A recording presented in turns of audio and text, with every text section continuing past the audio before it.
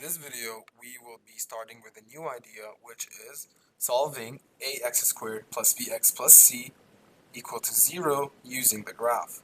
So basically, what we're going to do is we're going to go through an example step by step, and I'm going to show you how you can solve a quadratic equation in the form of ax squared plus bx plus c equal to 0.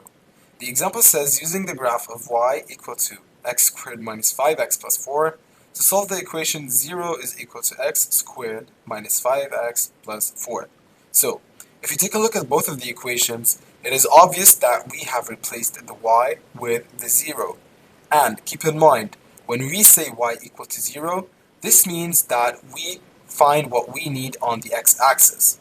And if we take a closer look, we can see that the parabola, the curve, intersects the x-axis at 2 points, which are called the roots.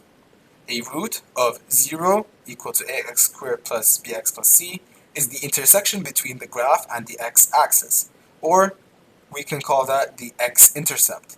Notice that we have two x-intercepts. The first one, x equal to 1 or x equal to 4.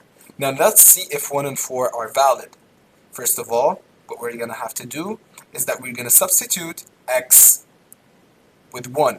So for x equal to 1, 1 squared minus 5 into 1 plus 4, which is 1 minus 5 plus 4, which is 0. So the first root is an x-intercept. And for the second one, for x equal to 4, y equal to 16 minus 20 plus 4. And these are also equal to 0. So these two are the roots, and we'll continue on in the next video.